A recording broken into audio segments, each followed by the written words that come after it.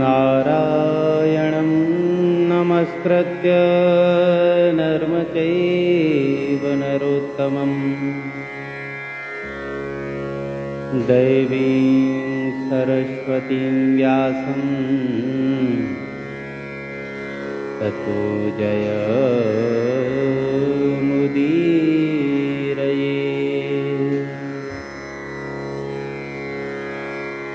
गुरुर्ब्रह्मा गुरुर्विष्णु गुरुर्देव महेश्वर गुरु साक्षात् परब्रह्म तस्मै श्री गुरुवे नमः।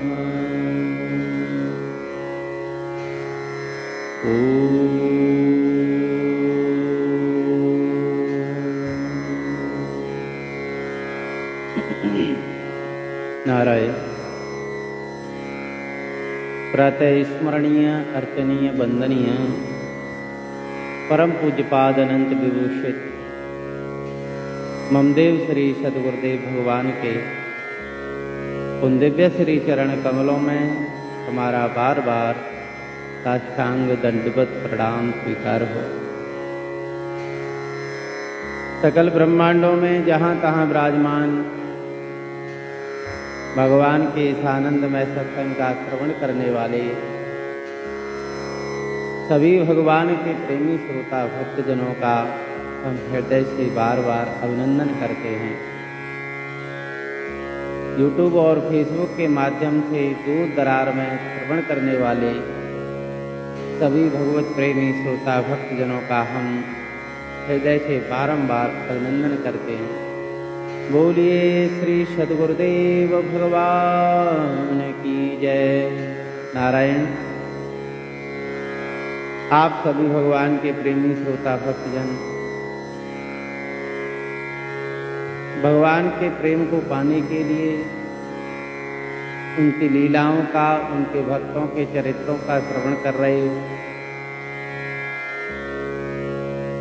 भगवान श्री कृष्ण ने स्वयं दुर्वासा जी से कहा कि हे महात्मन, हे ब्राह्मण देवता, मैं अपने आप में स्वतंत्र नहीं हूँ। वैसे तो मेरा विशेषण है कि मैं स्वराट हूँ, परम स्वतंत्र हूँ, लेकिन मेरे भक्त जो हैं वो प्रेम से मुझको बांध लेते हैं। अहम भक्त पराधीन हूँ। मैं तो पराधीन हूँ, लेकिन अपने भक्तों के पराधीन हूँ मैं। मैया यशोदा ने मुझको साधारण सी रस्सी में बांधने का प्रयास किया और उन्होंने मुझे बांध दिया। तो मैं तो अपने भक्तों के पराधीन रहता हूँ।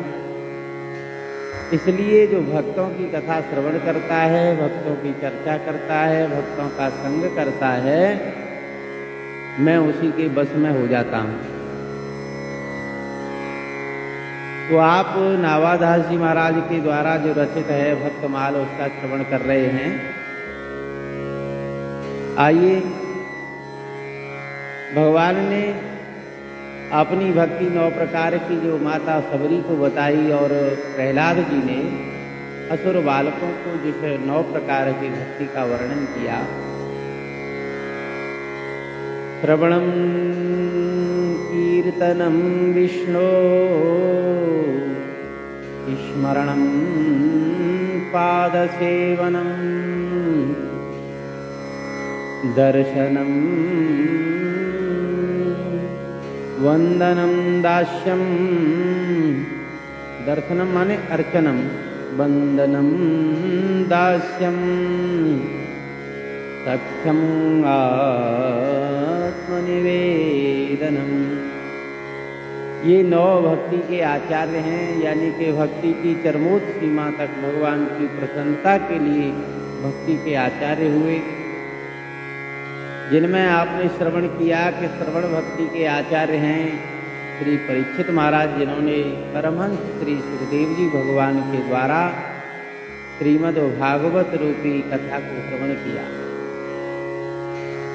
और कीर्तन भक्ति के आचार्य हैं परम श्रद्धेय श्री सुखदेव जी भगवान, जिन्होंने गंगा के किनारे पर राजा परीक्षित को ये श्रवण कराई कथा। स्मरण भक्ति के आचार्य हैं प्रहलाद जी महाराज, जिन्होंने अपने पिता का विरोध करके भगवान का पक्ष लिया और भगवान को छोड़ा नहीं, ऐसा भरोसा। और पाद सेवनम में माता लक्ष्मी जी पाद सेवन भक्ति की आचार्य हैं। अर्चना में भगवान के ही अंशावतार पृथ्वी महाराज वो अर्चना भक्ति के आचार्य हैं। और वंदन भक्ति के आचार्य श्री अक्रूर जी महाराज और दास्य भक्ति के आचार्य श्री हनुमान जी महाराज, जो कहते हैं कि दासो अहम कौशलेन्द्रस्य, अरे हम तो कौशलेंद्र राजा रामचंद्र जी के दास हैं। अब यहाँ संसार में एक दूसरे के दास बनते फिर रहे हो, जहाँ स्वार्थ दिखता है बस उसी की शरण में रहते हो। जब तक स्वार्थ पूरा नहीं होता तब तक हाजू हाजू, स्वार्थ पूरा होते ही फिर छोड़ देते हो। तो ये संसार का जो प्रेम है ये दूषित प्रेम है। ये परमात्मा को प्रेम करने वाला जो प्रेम है, परमात्मा को प्राप्त कराने वाला जो प्रेम है, ये वो प्रेम नहीं, ये तो दूषितता, ये विषय का वासना का प्रेम है। लेकिन श्री हनुमान जी महाराज ऐसे दास हुए जो कि भगवान श्री कृष्ण श्री द्वारकाधीश महाराज ने एक बार जब द्वारिका में उनको बुलाया तो वो सबको परास्त करते हुए जब द्वारकाधीश भगवान के पास आए तो उन्होंने प्रार्थना की कि प्रभु मुझे तो आप अपना वही रूप दिखाइए, उसी का दर्शन कराइए। तो भगवान द्वारकाधीश ने भी धनुष हाथ में ले लिया, मर्यादा पुरुषोत्तम श्री राम बन करके अपने दास श्री हनुमान जी को दर्शन दिया। श्री हनुमान जी महाराज ऐसे दास हैं जो निरंतर भगवान श्री राम जी को अपने हृदय में ही रखते हैं। भगवान शंकर ही श्री राम जी की सेवा करने के लिए वानर रूप में श्री हनुमान बन करके आए। बोलिए श्री हनुमान जी महाराज की जय। अब सखा माने मित्र, दोस्त अगर किसी को बनाना है, मित्र किसी को बनाना है तो भगवान को ही अपना मित्र बनावे, क्योंकि संसार के जितने भी साथी मित्र होते हैं वो सब धोखा देने वाले होते हैं। स्वार्थ लागी करहि सब प्रीति, सुर नर मुनि सब की यह रीति। देवता भी आ गए, महात्मा भी आ गए, मनुष्य भी आ गए, सब स्वार्थ के लिए प्रेम करते हैं। तो अगर किसी को मित्र बनाना है तो सुहृत यानी कि सबका हित चाहने वाले तो एक परमात्मा ही है। गति भरता, सबकी गति भगवान है, सबका भरण पोषण करने वाले परमात्मा हैं। प्रभु साक्षी, सबके नियंता प्रभु भगवान हैं। और सबको बुरा भला देखने वाले सबके साक्षी भी भगवान हैं। गत्य भरता प्रभु साक्षी निवास शरणं गतः, सबके निवास स्थान और सभी उनकी शरण ले सकते हैं। ऐसे शरणागत वत्सल तो भगवान हैं, सबका हित चाहने वाले, सबसे प्रेम करने वाले। तो अगर सखा मित्र बनाना है हमको कोई, तो किसको बनाना है? मुरली मनोहर श्याम सुंदर पीताम्बरधारी यशोदानंदन को ही अपना मित्र बनाओ, सखा बनाओ। जैसे संसार में हम बहुत सारे संबंध जोड़ते हैं, जहाँ हमारा प्रेम होता है, जहाँ हमारी आसक्ति होती है, वहीं संबंध जोड़ लेते हैं। हमारा मन बिना याद किए हुए ही उसके पास पहुँच जाता है। तो ये संसार का प्रेम तो केवल दुख देने वाला है। आनंद स्वरूप, सुख स्वरूप तो भगवान है। जो आनंद सिंधु सुख राशि, जो आनंद सिंधु सुख राशि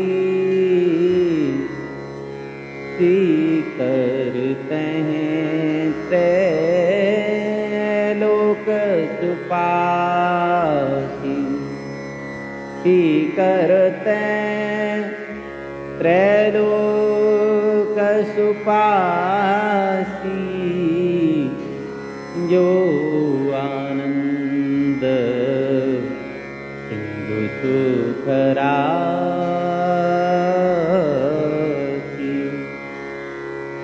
जो सुख की राशि है, जो आनंद का सागर है, जिस सुख सागर से एक बूंद का जो सबसे छोटा अंश है, उससे ही तीनों लोग उस सुख का अनुभव कर रहे हैं। ऐसे आनंद की राशि, सुख की राशि तो परमात्मा है।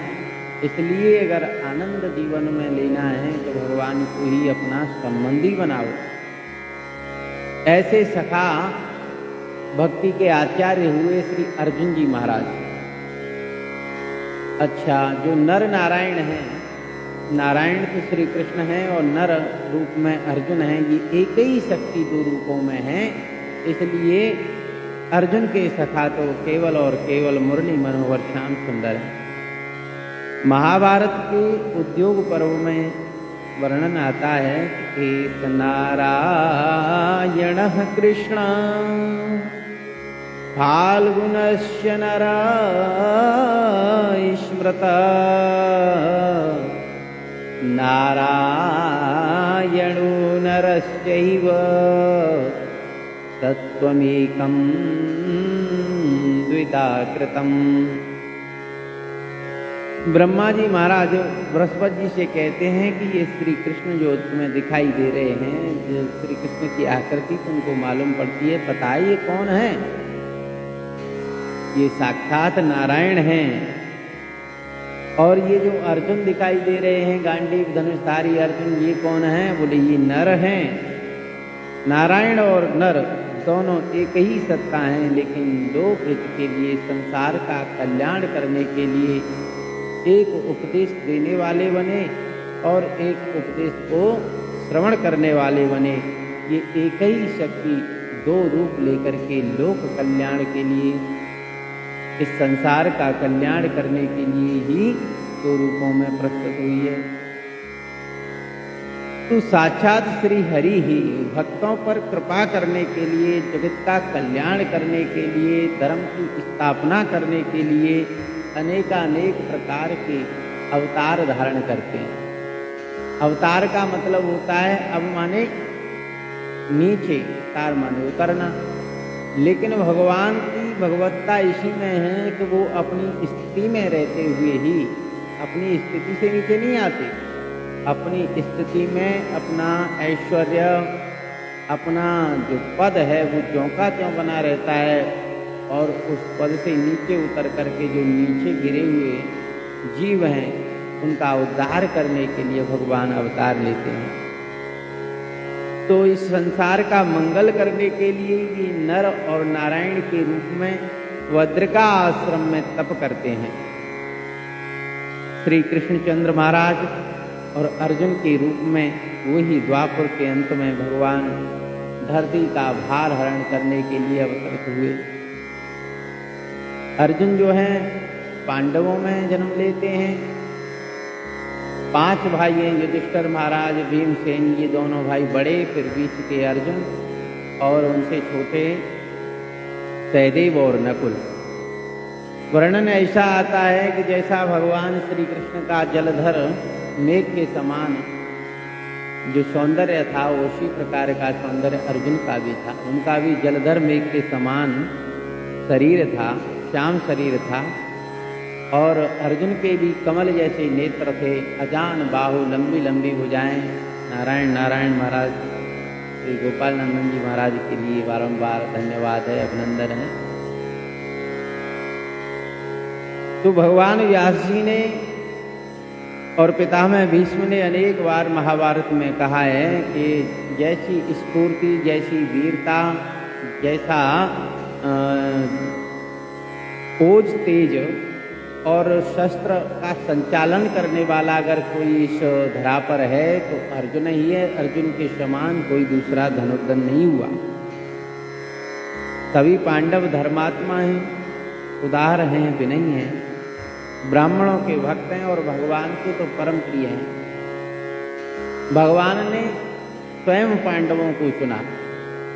भाई भगवान को तो सब चाहते हैं, लेकिन वो तो बड़ा महान है जिसको भगवान स्वयं चाहें। तो ये अर्जुन से बड़ा प्रेम करते हैं भगवान और दृढ़ प्रतिज्ञा के लिए अर्जुन माने जाते हैं। पूर्व जन्म के कई शाप और वरदानों के कारण पांचाल कुमारी द्रौपदी का विवाह पांचों पांडवों से हुआ। संसार में कहते हैं कि कलह की 3 ही मूल हैं। कलह माने क्लेश जो होता है वो 3 मूलों के कारण होता है। स्त्री के पीछे, धरती के पीछे और संपत्ति के पीछे, यानी धरती के पीछे।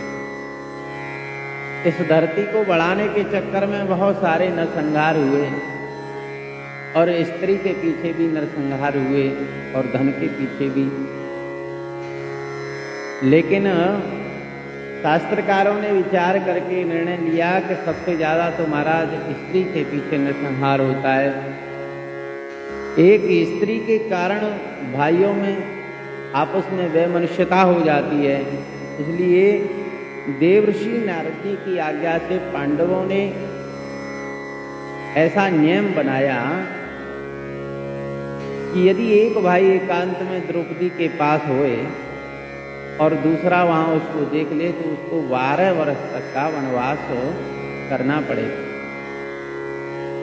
एक बार की बात है कि एक ब्राह्मण की गायों को चोरों ने चुरा लिया और महाराज वो पुकारता हुआ युधिष्ठिर महाराज के महल पर आया। बहुत सारी बात करने लगा कि ऐसे राजा का जीवन ही बेकार है जिसके राज्य में चोरी हो रही होए। जो राजा प्रजा से उसकी आय का 6ठा भाग लेकर के, यानी कि जनता से कर टैक्स लेकर के और जनता की रक्षा नहीं करता, ऐसा राजा तो घोर नरक जाने लायक है, वो पापी है, उसका मुखारबिंद भी नहीं देखना। जब अर्जुन ने ऐसा सुना तो उन्होंने उस ब्राह्मण को आश्वासन दिया कि अरे ब्राह्मण देवता, आप ऐसी बात क्यों करते हो? आप चिंता मत करो, आपकी सहायता अवश्य होगी। मैं आपकी गायों को चोरों से छुड़ा करके अवश्य लाऊंगा। अब देखा कि धनुष तो युधिष्ठिर महाराज के कक्ष में रखा हुआ है और इस समय युधिष्ठिर महाराज द्रौपदी के साथ एकांत में थे। अब यहाँ ब्राह्मण को प्रतिज्ञा दे दी, विश्वास दे दिया। अब उधर वो नियम भी पालन करना है, क्या किया जावे? तो अर्जुन चले गए और जाकर के अपने धनुष को उठा लाए। उन्होंने निश्चय किया कि मैं शरणागत की रक्षा अवश्य करूंगा, चाहे मेरा 12 वर्ष का वनवास अवश्य हो जाए, मुझे कोई चिंता नहीं। चले गए। अब तो लुटेरों का पीछा करके उन्होंने उनको दंड दिया और ब्राह्मण देवता की गायों को ला करके ब्राह्मण को दे दिया। अब जो नियम था उसके अनुसार 12 वर्ष के लिए वनवास जाने के लिए तैयार हुए। तो उस समय युधिष्ठिर महाराज ने समझाया कि भाई अर्जुन, तुम्हारे भाई हो और देखो गलती तुम्हारी नहीं है, तुमने तो ब्राह्मण की रक्षा के लिए और हमारे कक्ष में प्रवेश किया था। वैसे भी हम और द्रौपदी साधारण बाकी ही तो कर रहे थे, तो ऐसे नियम तुम्हारे लिए लागू नहीं होते। लेकिन अर्जुन ने कहा कि भैया आप तो धर्मधुरी को धारण करने वाले, आप अगर धर्म का उल्लंघन करोगे तो बताओ धर्म की रक्षा कौन करेगा? जो व्यक्ति धर्म की रक्षा करता है उस व्यक्ति की धर्म स्वयं रक्षा करता है।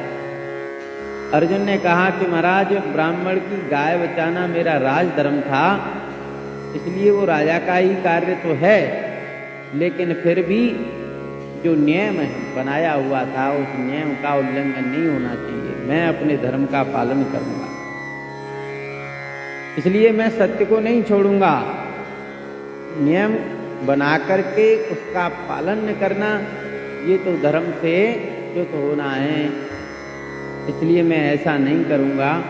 और बड़े भाई के वचनों का लाभ लेकर के अर्जुन महाराज अपने धर्म से विचलित नहीं हुए, पर उन्होंने स्वयं निर्वासन स्वीकार किया। ऐसे धर्मपरायण अर्जुन भगवान श्री कृष्ण के सखा हैं और भगवान श्री कृष्ण उनसे इसीलिए प्रेम करते हैं। व्यास जी की आज्ञा से अर्जुन ने तपस्या की और बहुत सारे शस्त्र प्राप्त किए। कहते हैं कि ऐसा पराक्रम दिखाया भगवान शिव के साथ में कि भगवान शिव के साथ युद्ध करके उनको भी प्रसन्न कर दिया। और भगवान शिव ने प्रसन्न होकर के पाशुपतास्त्र नाम का जो अस्त्र था वो दे दिया। दूसरे देवताओं ने भी अर्जुन के इस कार्य को देख करके प्रसन्न होकर के दिव्य अस्त्र दिए। और कहते हैं कि उसी समय देवराज इंद्र का जो सारथी था मातली, वो रथ लेकर के आया। उसने कहा कि महाराज कुछ दैत्य असुर हमारे देवराज को परेशान कर रहे हैं, आप चलिए।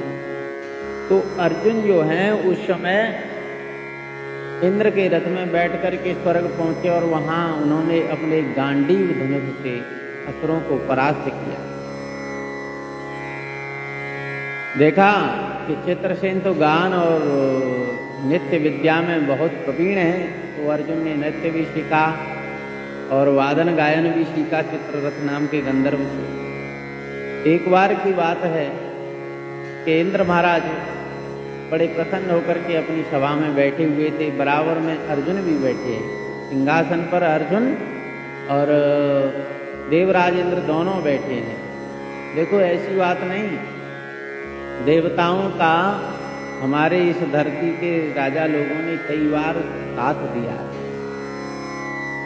तभी तो कहते हैं कि स्वार्थ लाभ करें सब प्रीति। देवताओं को भी जब स्वार्थ होता है तो शरीर ही इस मनुष्य को स्वर्ग पहुंचा देते हैं। तो अब नृत्य गान चल रहा था, उर्वशी नाम की अप्सरा नाच रही थी, तो अर्जुन टकटकी लगाए हुए उर्वशी की ओर देखने लग गए। इंद्र को ऐसा लगा कि अर्जुन जो है उर्वशी के ऊपर मोहित हो गए। उसको ये नहीं मालूम रहा कि ये नर हैं और नर नारायण जहाँ वज्रका आश्रम में तपस्या करते हैं, वहाँ उन्हीं के आशीर्वाद से ये उर्वशी यहाँ स्वर्ग की विभूति बनी, सुंदरता बनी है। लेकिन उन्होंने चित्ररथ नाम गंधर्व को इशारा किया और उसने रात में उर्वशी को अर्जुन के पास भेजा। अर्जुन के पास उर्वशी आई और अनुनय विनय करने लगी। अर्जुन ने कहा कि हे देवी, आप तो मेरी माता हो, हा? आप हमारे पूर्ववंश के पूर्वज महाराज पुरुरवा की पत्नी रही हो, आपसे ही हमारा वंश चला, भरत कुल की आप जननी हो। इसीलिए मैं तो आपको देव सभा में उसी प्रकार माता के रूप में निहार रहा था कि आपसे ही हमारा वंश चला है। मैंने मन ही मन आपको प्रणाम किया, लेकिन देवराज के समझने में थोड़ी भूल हो गई है। इसलिए माता, मैं तो आपके पुत्र के समान हूँ, मैं आपके साथ में ये नहीं कर सकता। मैं तुम्हारी प्रसन्नता के लिए कुछ नहीं कर सकता, इसलिए मुझे क्षमा करें। नारायण कहते हैं कि उर्वशी तो उस समय काम मोहिता हो रही थी, अर्जुन पर मोहित हो रही थी। उन्होंने अर्जुन को समझाया भी कि देखो, स्वर्ग की अप्सराएं जो होती हैं वो किसी की पत्नी नहीं होती, वो तो पुण्यात्मा लोग जो स्वर्ग में आते हैं उनका सबका अधिकार होता है स्वर्ग की अप्सराओं पर उपभोग करने का। लेकिन अर्जुन ने कहा कि नहीं नहीं, मैं ऐसा नहीं करूँगा। देवी, मैं जो कहता हूँ उसको आप सब दिशाएं सभी देवता सुन लें। जैसे मैं अपनी माता कुंती का सम्मान करता हूँ, माता माद्री का सम्मान करता हूँ, उसी प्रकार मैं आपका माता के समान ही सम्मान करता हूँ। आप मेरे वंश की जननी हो, माता हो, मैं तो आपके चरणों में प्रणाम करता हूँ। नारायण कहते हैं कि उर्वशी इस बात को सुनकर के क्रोधित हो गई और उसने नपुंसक होने का श्राप दे दिया। 1 वर्ष तक अर्जुन नपुंसक रहने के लिए तैयार हो गए, लेकिन वो किसी भी प्रकार डगमगाए नहीं। अर्जुन के इस त्याग का कोई ठिकाना नहीं है। स्वभाव में दूसरों के सामने बड़ी ऊंची बात करना बड़ा सरल है, जीव ही तो है, जीव कितना भी बोल ले क्या फर्क पड़ता है। लेकिन एकांत में युवती स्त्री के सामने रह करके और उसको माता कह करके उससे अछूता रह करके किसी भी प्रकार का अपने मन में कोई दुर्भाव न लावे, ऐसा तो कोई बिरला ही होता है। इसलिए ये काम तो केवल अर्जुन के ही वश का था। अर्जुन तो इंद्रिय संयमी है, महान है। और उस समय उर्वशी को रोती हुई गिड़गिड़ाती हुई एकांत कक्ष में अर्जुन ने छोड़ दिया। कहते हैं कि महाराज जो उर्वशी उसके नेत्रों के कटाक्ष से कोई महात्मा भी नहीं बच सकता, बड़ा ही दुर्लभ है। बड़े बड़े तपस्वी क्षण भर में विचलित हो जाते हैं, लेकिन एक झटके में ही उसको त्याग दिया। ऐसे अर्जुन भगवान श्री कृष्ण के सखा हैं। उद्धव जी भी सखा हैं। इन सखाओं को भगवान ने स्वयं स्वीकार किया और इनकी सेवा की। भाई भगवान जिसकी सेवा कर रहा है वो कितना महान है। तो बात आई कि भगवान श्री कृष्ण अर्जुन को इतना क्यों चाहते थे, क्यों उनके प्राण अर्जुन में ही बसते थे। इस बात को जो समझ जाता है वही श्री कृष्ण के प्रेम को तुरंत प्राप्त कर लेता है। श्याम सुंदर को जो जैसा जितना चाहता है उसे भी वे उसी प्रकार चाहते हैं। ये यथा माम प्रपद्यन्ते तांस तथैव भजाम्यहम्। भगवान कहते हैं जो जो भक्त जिस प्रकार मेरा चिंतन करता है मैं भी अपने भक्त को उसी प्रकार अपने चिंतन में रखता हूं। सरसैया पर पड़े हुए पितामह भीष्म जब भगवान का चिंतन कर रहे थे तो उस समय भगवान भी नेत्र बंद करके पितामह भीष्म का चिंतन कर रहे थे। आंखों से अश्रुधारा बह रही है। तो भगवान को जो जितना चाहता है उतना ही भगवान चाहते हैं। अर्जुन में बड़ी शूरवीरता थी, इंद्रिय विजयी थे और अत्यंत विनयी भी थे। उनके प्राण भगवान श्री कृष्ण में ही रहते थे और इधर भगवान श्री कृष्ण के प्राण भी अर्जुन में ही रहते हैं। जिस समय महाभारत के युद्ध में अपनी ओर सम्मिलित होने का निमंत्रण देने दुर्योधन द्वारका में गए और जिस समय वो पहुंचे उस समय भगवान श्री कृष्ण विश्राम कर रहे थे। तो जाकर के सिर की ओर दुर्योधन बैठ गए। थोड़ी देर बाद अर्जुन भी पहुंचे जो भगवान के श्री चरणों की ओर बैठ गए। भगवान के नेत्र खुले तो नेत्र खुलते ही अर्जुन को भगवान ने देखा। इधर दुर्योधन ने भी प्रणाम किया। दुर्योधन ने युद्ध का निमंत्रण दिया। भगवान ने कहा कि देखो भाई मेरे पास में नारायणी सेना है, एक तरफ मेरी सेना रहेगी एक तरफ मैं रहूंगा। इसलिए बताओ दुर्योधन तुम क्या चाहते हो। दुर्योधन ने कहा कि आपका क्या होगा, आप अकेले से तो कोई काम बनेगा ही नहीं, इसलिए मैं नारायणी सेना को लेना चाहूंगा। अर्जुन से पूछा कि भैया तुम बताओ। उसने तो नारायणी सेना को ले लिया, लेकिन अर्जुन तुम अगर सेना चाहते हो तो मैं इससे बड़ी सेना दे सकता हूं तुम्हें। अर्जुन ने कहा कि प्रभु मुझे तो बस आपकी आवश्यकता है, मैं तो आप ही को चाहता हूं। दुर्योधन इस बात से बड़ा प्रसन्न हुआ कि अर्जुन बड़ा मूर्ख है? अरे कृष्ण का क्या करेगा। कृष्ण ने तो ये भी कह दिया है कि मैं जिसके साथ रहूंगा मैं शस्त्र नहीं उठाऊंगा। शस्त्र अस्त्र नहीं उठाओगे तो फिर महाराज करोगे क्या। लेकिन अर्जुन ने बिना सोच समझे कह दिया कि प्रभु मुझे तो बस आप ही चाहिए, आप मुझको मोह में क्यों डालते हो। मुझे तो तीनों लोगों का राज्य भी नहीं चाहिए। जो भी शस्त्र हैं आप इनको भी ले लो, लेकिन मेरे साथ रहो प्रभु। अर्जुन की ये भक्ति यही निर्भरता थी जिसके कारण भगवान श्री कृष्ण अर्जुन के सारथी बने। अनेक तत्ववेत्ता ऋषि मुनियों को छोड़ करके भगवान ने युद्ध के आरंभ में उन्हें ही अपने मुख से श्री गीता का ज्ञान कराया। गीता माने जो गाया जाता है, भगवान के अंदर हृदय का जो प्रेम था, नारायण प्रभु जो भगवान के अंदर प्रेम का सैलाब आ रहा था, वो उनके हृदय से निकल करके मुखार बिंद के द्वारा डायरेक्टली, देखो भागवत जी का परंपरागत प्रवचन हुआ है। भगवान नारायण ने ब्रह्मा जी को श्रवण कराया, ब्रह्मा जी ने अपने पुत्र सरकादिक और नारद जी को श्रवण कराया, नारद जी ने वही भागवत व्यास जी को श्रवण कराई, व्यास जी ने वही भागवत अपने पुत्र सुखदेव जी को पढ़ाई, और सुखदेव जी महाराज ने वही कथा परीक्षित महाराज को की। परंपरागत चलती आई। लेकिन अर्जुन को जो ज्ञानोपदेश किया भगवान ने, जो गीता का ज्ञान कराया, वो तो मुस्कुराते हुए वर्णन आता है गीता के दूसरे अध्याय में, कुतस्ता कस्मलमिदं, भगवान मुस्कुराते हुए कहते हैं कि भाई ऐसे समय में तुम ये कौन सी कायरता का प्रतीक दिखा रहे हो। तो अर्जुन के लिए जो भगवान ने अपना ज्ञान उपदेश किया, वो तो किसी महात्मा के लिए भी नहीं किया। युद्ध में इस प्रकार उनकी रक्षा में वो दयामय लग रहे थे, जैसे माता अपने अबोध बालक की रक्षा करती है, उस प्रकार भगवान रक्षा में लगे हुए थे। जो कोई योद्धा अर्जुन को अपने बाणों से ढकना चाहता है, तो उस समय भगवान को बड़ा क्रोधावेश आता है। युद्ध में जब द्रोणाचार्य के चक्रव्यूह में फंस करके अभिमन्यु ने वीर गति प्राप्त कर ली, तो अर्जुन ने प्रतिज्ञा की कि मैं जयद्रथ को सूर्यास्त नहीं देखने दूंगा, मैं सूर्यास्त से पहले ही मार डालूंगा। अगर ऐसा न करूं तो मुझे पुण्यात्माओं वाला लोक न मिले, प्रतिज्ञा पूरी करने वाले लोगों का मुझे लोक न मिले, मैं घोर नरक में जाऊं अगर अपनी प्रतिज्ञा पूरी ना करूं।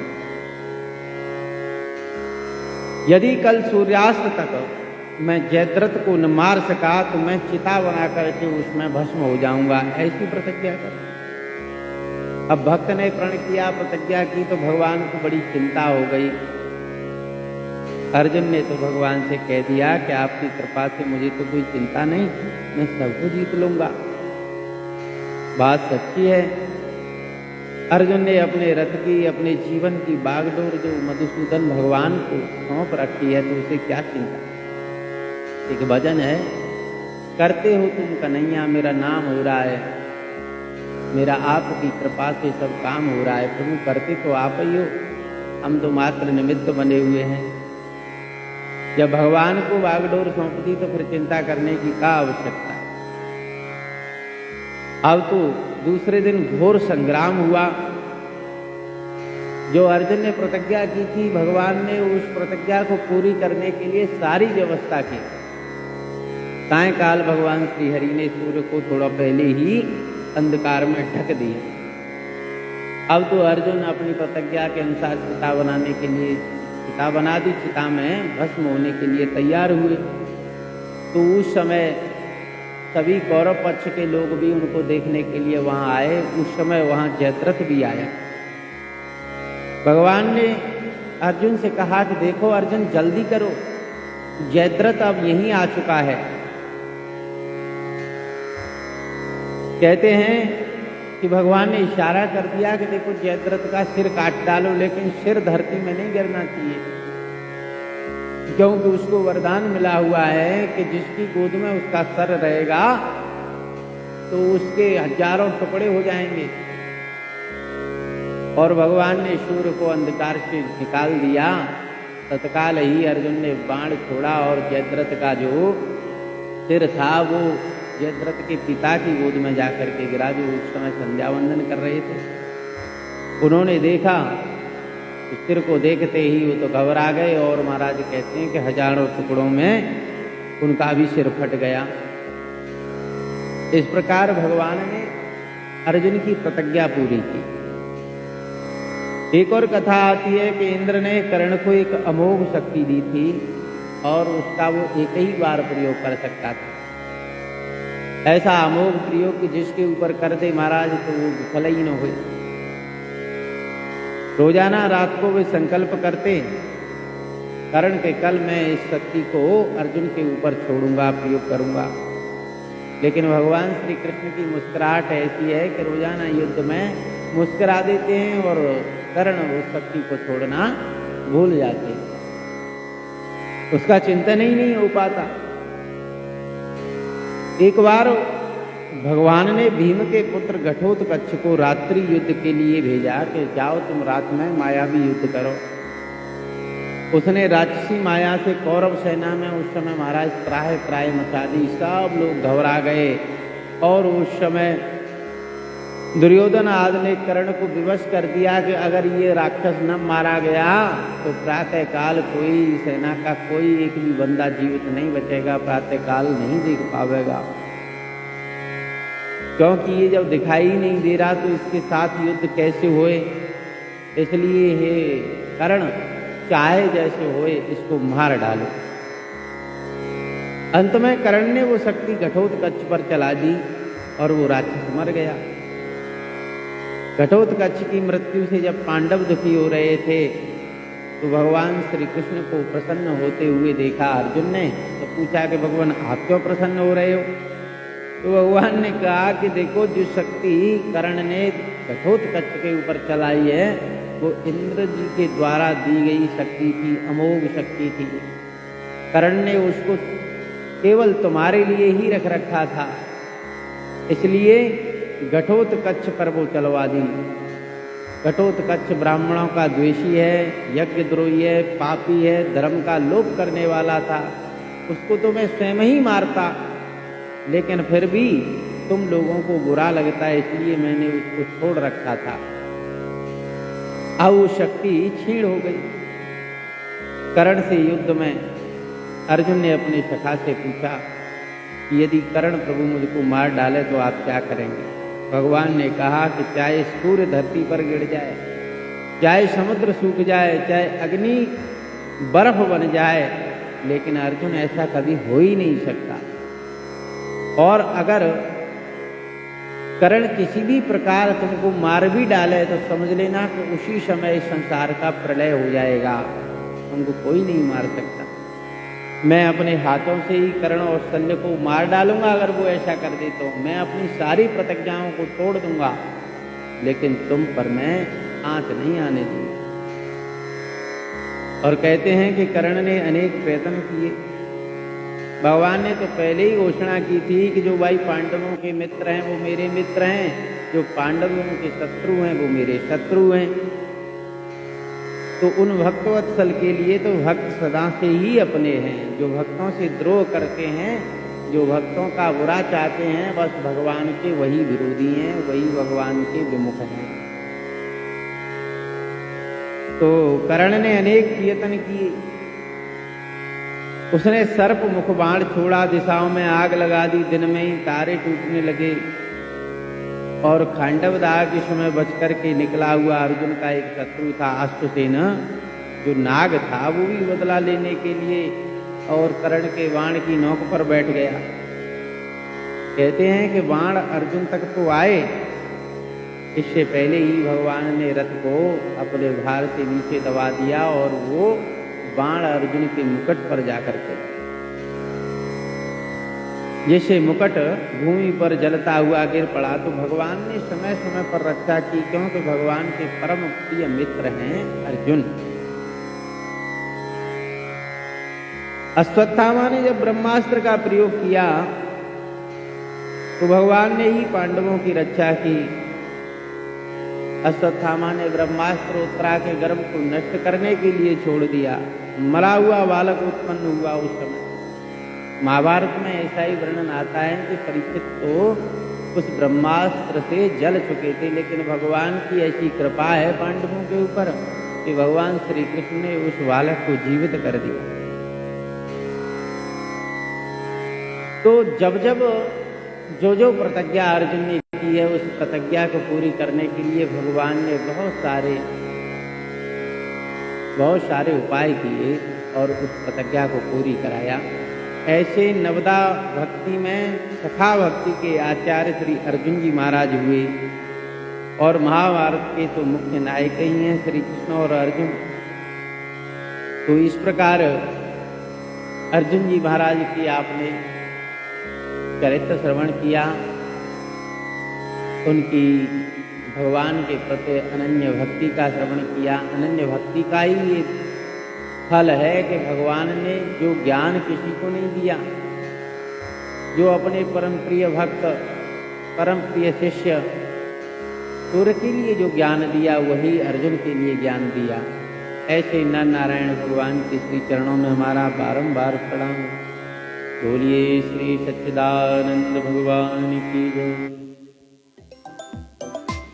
श्री कृष्ण गोविंद हरे मुरारे, हे नाथ नारायण वासुदेव। श्री कृष्ण गोविंद हरे मुरारे, हे नाथ नारायण वासुदेव। अब आगे जो भक्त हैं नवदा भक्ति के 9वें आचार्य, वो प्रहलाद जी के पौत्र श्री बलि महाराज। राजा बलि ने भगवान वामन को बड़े प्रेम पूर्वक अपना समर्पण कर दिया। कहते हैं कि जब स्वर्ग पर बलि का राज्य हो गया तो देवताओं की माता अदिति, उन्होंने वामन भगवान को प्रकट किया और वामन भगवान जहाँ बलि महाराज यज्ञ कर रहे थे वहाँ यज्ञ में पहुँचे और जाकर के उन्होंने कहा कि राजन हमको 3 पग भूमि देते। राजा ने कहा कि महाराज पूरा राज्य आपका है, आपकी इच्छा हो चाहे जहाँ रहो। बोले ना, हमको 3 पग भूमि चाहिए, ज़्यादा ब्राह्मण के लिए नहीं चाहिए, ब्राह्मण को संतोषी होना चाहिए और राज्य के राजा को असंतोषी होना चाहिए, तभी राज्य की सीमाएं बढ़ती हैं। तो वामन भगवान को 3 पग भूमि देने का जब संकल्प किया और वामन भगवान ने 2 ही पगों में सारी त्रिलोकी को नाप लिया, तीसरा पग खाली था, तो उस समय उन्होंने आत्मनिवेदन किया, आत्मसमर्पण कर दिया कि प्रभु सर्वस्व आप ही का है। इनका हृदय भक्ति भाव में मग्न हो गया और इन्हें अपने पितामह भक्तवर प्रहलाद जी की याद आई कि अरे, मेरे दादाजी ने तो कितने संकट सहन किए थे भगवान को प्रसन्न करने के लिए, अभी मेरे ऊपर तो ऐसा एक भी संकट नहीं आया है। नीति का उपदेश देकर के गुरु शुक्राचार्य जी ने भी बहुत बहकाने का, समझाने का प्रयास किया, लेकिन वो भगवान को पहचान गए, क्योंकि गुरुजी ने बता दिया कि ये नारायण है और नारायण की प्राप्ति के लिए ही गुरु बनाए जाते हैं। तो अब जब नारायण ही मेरे यहाँ पर मुझसे सब कुछ मांगने के लिए आए, मेरा कुछ है ही नहीं, है तो उन्हीं का, लेकिन मुझे निमित्त बना रहे हैं, ये साक्षात विष्णु हैं, तो फिर तो मैं सब कुछ देने के लिए तैयार हूँ। प्रभु मेरा तो कुछ नहीं है, ये सब आप ही का था, मैं तो इसको बस संभाले हुए था, आपकी धरोहर के रूप में था। तो उस समय भगवान वामन को अपना आत्मसमर्पण कर दिया, अपने आप को समर्पित कर दिया और साष्टांग दंडवत प्रणाम करके कहा कि भगवान आप अपना तीसरा पैर मेरे सिर पर रख दो। राजा के इस आत्मसमर्पण की भक्ति से प्रसन्न होकर के भगवान ने कहा कि बलि, तुमने हमें प्रसन्न कर लिया, अब हम तुम्हारी सेवा में रहेंगे। और भगवान जो हैं बलि महाराज की द्वारपाल बन करके रहे। ऐसे भगवान भक्तों के अधीन हो जाते हैं। उनकी भक्ति की रीति तो श्री सुखदेव जी भगवान श्रीमद् भागवत जी में वर्णित करते हैं।